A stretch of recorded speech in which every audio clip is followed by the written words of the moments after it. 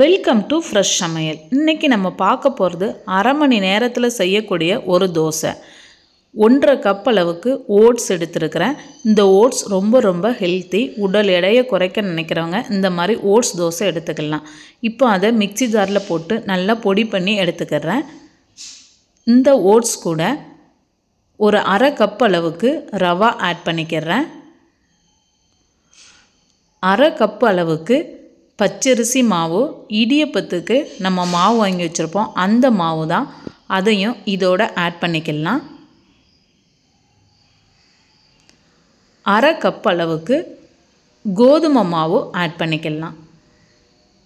எல்லாத்தையும் சேர்த்து நல்லா கலந்து விட்டுக்கலாம். மிக்சியில் 2 பச்சை மிளகாவும் ஒரு சின்ன துண்டு இஞ்சி எடுத்துருக்கிறேன். நம்மளுடைய காரத்துக்கு ஏற்ற மாதிரி பச்சை மிளகா ஆட் பண்ணிக்கலாம். அது கூட கொஞ்சமாக கொத்தமல்லி ஆட் பண்ணிக்கிறேன். கொத்தமல்லி இல்லைன்னா கருவேப்பிலை கூட நம்ம ஆட் பண்ணிக்கலாம்.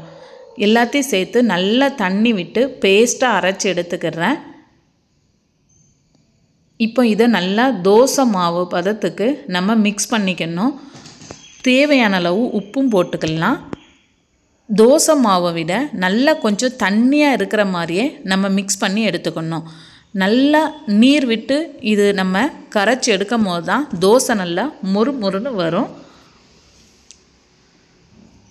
கட்டியாக இருந்துச்சுன்னா கொஞ்சம் தண்ணி ஆட் பண்ணலாம். அரை மணி நேரம் ஊற வச்சாலே போதும். அரை மணி நேரம் கழித்து இப்போ நம்ம இதை தோசை ஊற்றிடலாம். தோசை ஊற்றும் போது நல்லா தோசைக்கல் சூடாக இருக்கணும். அப்போ தான் நம்ம தோசை ஊற்றி எடுக்கும் போது நல்லா மொறுன்னு இருக்கும். கொஞ்சமாக எண்ணெய் விட்டுக்கிறேன்.